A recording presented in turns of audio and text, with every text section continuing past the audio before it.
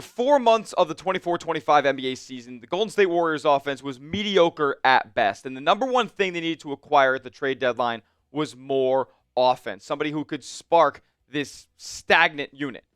And they got Jimmy Butler. Now, we're not saying Jimmy Butler is the best scorer of all time. No, he's not. But the way that he opens up this Golden State Warriors offense and makes things easier for the teammates around him, specifically this guy right here, changes everything for the Golden State Warriors. You're watching Warriors Today by Chat Sports. I am your host, Tyler Smith. And before we get started with today's show, diving into the impact of Jimmy Butler on this team through 2 games, I have to give you guys a big thank you. Last night on the watch party, we hit 73,000 subscribers on the channel. And the last 2 watch parties and the last couple of live streams we've done 4 live streams in the past week, and you guys have shown so much love. We've gained like 2,000 new subscribers in the past few weeks, and I can't thank Dub Nation enough. If you are a diehard Golden State Warriors fan and you want free, informative, entertaining Warriors content every single day here on YouTube, make sure you go down below and hit that big red sub button. Join the family today.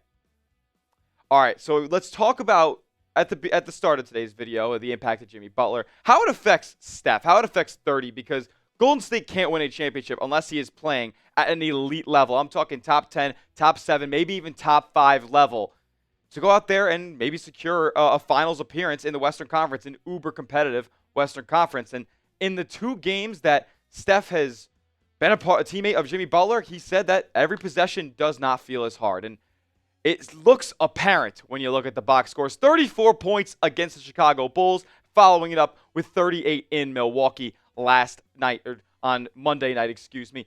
Steph was awesome, man. Like, he was more aggressive. He was taking a bunch of shots, and we hadn't really seen that so far over the first 4 months of the season, right? Because Steph was getting the kitchen sink thrown at him defensively, and it was harder for him to get up a high volume of shots when there weren't any good opportunities available to him. And couple that with, the fatigue that a 36-year-old might have when you talk about just pure stamina on the basketball court, he wasn't able to get good looks. And when he did get good looks, he was tired because he was running around the perimeter and facing contact and getting pushed around, and different traps and double teams would come his way. But now Jimmy Butler kind of opens that thing up for him. If you look at the way that this season has gone for Steph, November, he was solid. I mean, Golden State was winning games early on in the season, 44% from deep. And if that's all Steph's going to give me, I'll take it, because it's an efficient game. And, I'm not going to ask him to put up 30 points a game anymore when there are other threats on this team right now. December and January, though, is when you saw him fall off a little bit. 36% from 3. The efficiency goes way down in December because teams kind of figured out that he was the only option offensively. Plus, DeAnthony Melton got hurt around that time, so they didn't have that option anymore, that safety valve.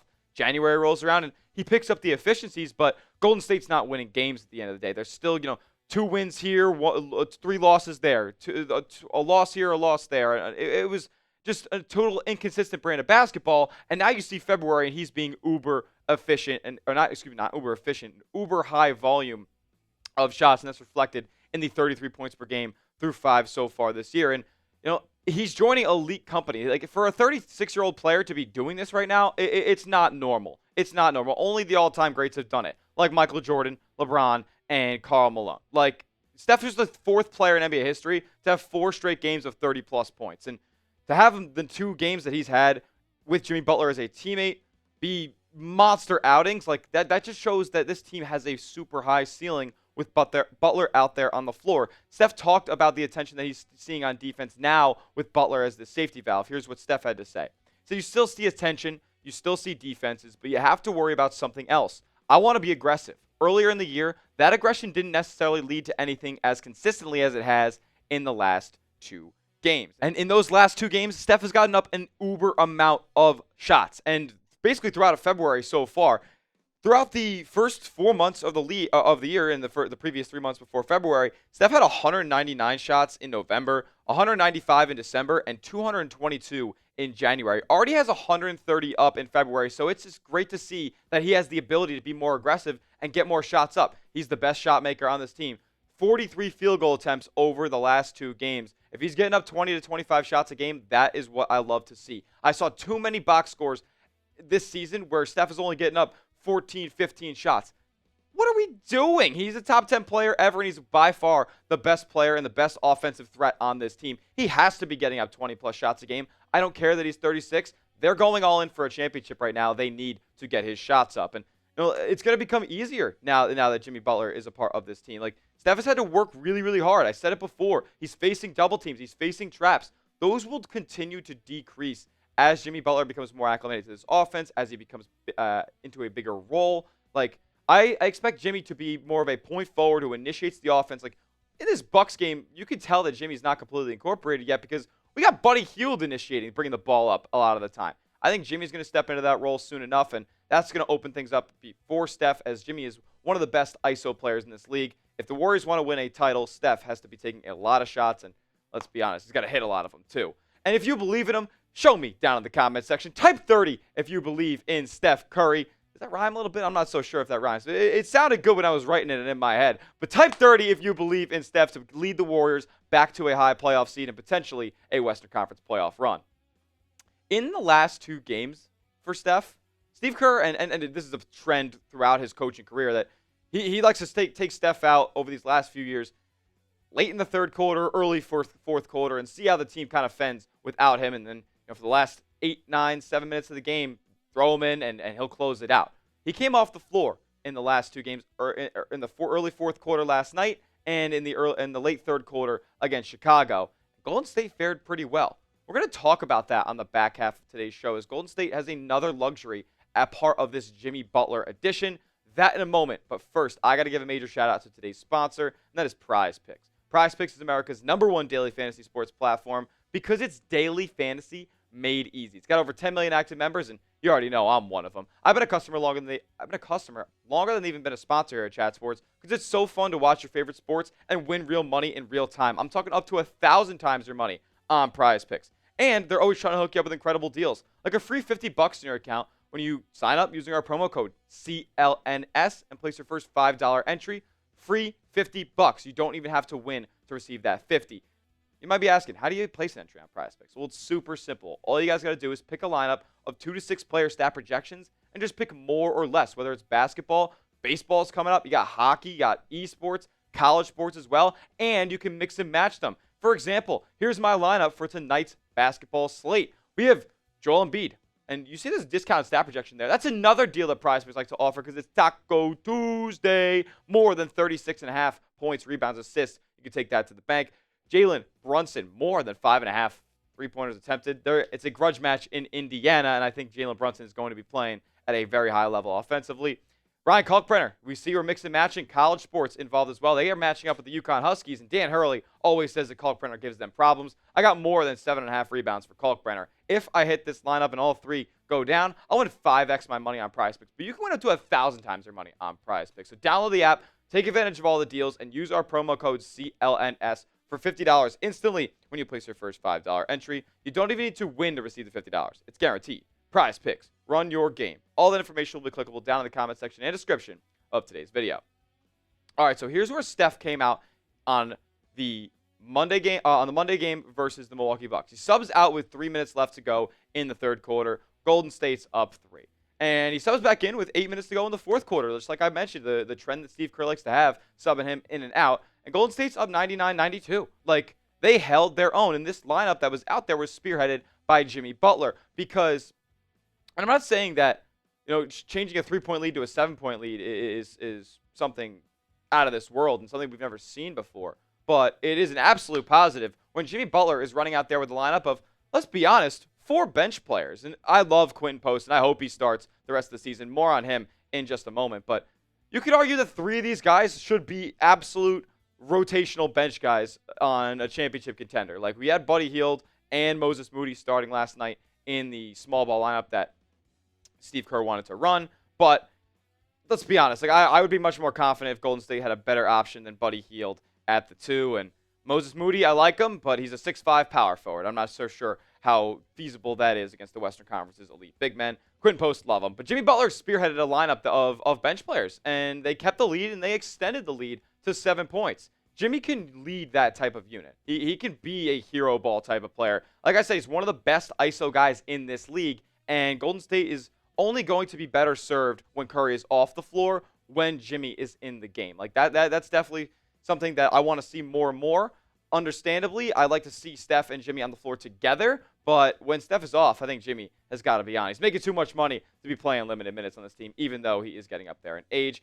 But it doesn't show when he's out there on the floor. He's got a lot of energy out there. Over these past 2 games that Butler's been a member of Golden State, he's been getting to the line, he's been drawing contact, he's been absorbing contact, finishing through contact, and he's being super active on the defensive end as well. He is in attack mode. He's using his energy to create big-time plays for Golden State, and that's a spark plug that they didn't have previously. That wasn't somebody who – I know Wiggins was an elite defender on the wing, and let's be honest, the defense overall for Golden State has not been as good as it was when Wiggins was on the squad.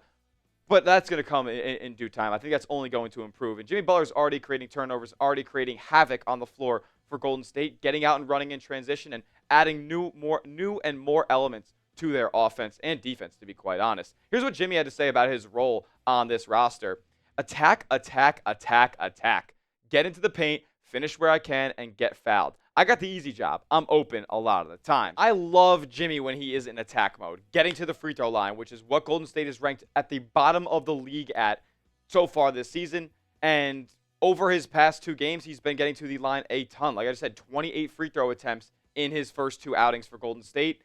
They just don't have that type of guy on their roster outside of Butler. So they need somebody like that who can not only like create more opportunities to score points for this Golden State team, but get other teams in foul trouble. Like you want to put yourself at that advantage too. Golden State didn't have that previously. And his overall energy and toughness and grit, the intangibles that Butler have, are infectious. They're going to trickle down to the rest of this roster, and specifically to the young talent on this roster. Talk about Brandon Pajemski laying his body on the line last night for 2 charges. And I know that's been an element of his game that he's had previously, but think about the defensive intensity that Moses Moody played with, or eventually when Jonathan Kuminga returns, hopefully the intensity and the defensive IQ that Kuminga will develop as his season and his young career goes on. And there's also on the flip side, the way that Butler can help other players on this team get open offensively on the offensive side of the ball, where he could drive to the basket and draw those fouls, or drive to the basket and kick out to open 3-point shooters like Quinten Post, who absolutely lit it up and ignited the Golden State run last night against the Milwaukee Bucks, hitting 7 of his 11 last threes over the last 2 games, 15.5 points. I legitimately think that Quinten Post should be a starter for most, if not all, the rest of the regular season. If Steve Kerr wants to throw out a lineup that he did against Milwaukee with a small ball and Draymond at the 5, then go ahead. If you think that's the better matchup, then go ahead. But Quinten Post should be the first center off of the bench. Last night it was Kevon Looney. Looney can't even finish around the rim anymore. Post is that guy, and he's earning the respect of his teammates. He's already earned the respect of Steph. He's already earned the respect of Draymond Green. And now Jimmy Butler is noticing only 2 games in that Quinten Post is a certified baller. Here's what Butler had to say on Post. That's my dog. You know, we both basically from Amsterdam. I'm also Brazilian and Colombian. I used to live and work over there when we was in Amsterdam, where he played at first. So I got a lot of love for him. And he plays so incredibly hard and hella smart and could shoot the hell out of it. I like young fella. You know what I like? Jimmy Butler embracing his new teammates as he is only 2 games into his Warriors tenure. He looks like he is back in love with basketball. And for a guy who makes his money and has always created his best highlight plays off of pure hustle and grit, that's what we're going to need. We're going to need a full buy-in from Jimmy Butler, and I think we've seen that from so far through 2 games in Golden State. But it's crazy, right? Because I've said all this, and I've said how good Jimmy has performed. He says he's not even in game shape yet. He says he's still fatigued because he really hasn't played much basketball over the last month, the last 2 months. It's been super inconsistent. He's had no idea when he's going to be out there on the court. During his hiatus from the Heat, he was playing on a pickup game in San Diego. So it's crazy to see that he's not even at this level yet. And that's what Steph had to say after the game. He said, that just tells how good he is. He doesn't feel like himself, and he's still impacting the game. Jimmy has been a legit player for Golden State so far, and he's not even scratching the surface of what he can be on this Warriors team. He's 36 years old, but it still feels like he has a little bit of untapped potential left in his career. And hopefully we see that over the next couple of games, as Jimmy did say that he would be available, or not available, that he would be at full strength and expect to be back in game shape for this one right here against one of the Western Conference's elite teams, the Houston Rockets. A back-to-back set in Texas before the NBA All-Star break, at the Mavs on Wednesday, and then at the Rockets on Thursday. And then they don't play for a whole 8 days until they travel back to Sacramento and then start a homestand after the All-Star break. Hopefully, the Warriors can see Jonathan Kuminga after that. With 29 games left, I'm looking for Golden State to go 19-10 as they, or maybe, you know what, 20-9 at this point. They already won last night. They already won against Chicago. How about we go 20-9 and we finish the season 47-35? And I think that might be good enough for the 6th seed in the Western Conference, which Steve Kerr has said is the goal. Golden State does not want to be in a one-game playoff scenario because I don't think that they are a good enough three-point shooting team to where if they go cold, I would be very worried about them getting out of the play-in tournament. They need to go get this 6th seed. They need to be out of that play-in, and they need to be matching up with one of these young teams that their veteran experience can take advantage of in the first round of the 2025 NBA playoffs. So the 6th seed is the goal, and I want to get there. But is that all entirely possible? They're about 3 games out right now. You guys tell me, what seed number do the Warriors finish at when the regular season is all said and done? Got about 2 months left. Time is a-ticking. Time is a-ticking, and Golden State needs to stack these wins ASAP. What seed number do you think the Warriors finish with when the regular season is up? Once Kuminga returns, give me that 6th seed. I think this Golden State team has a super high potential with Jimmy in the lineup now, and when they can get another downhill threat in Jonathan Kuminga, who is also improving his three-point shot, the sky is the limit for Golden State. But there is a limited amount of games left. I think the 6th seed is absolutely in play.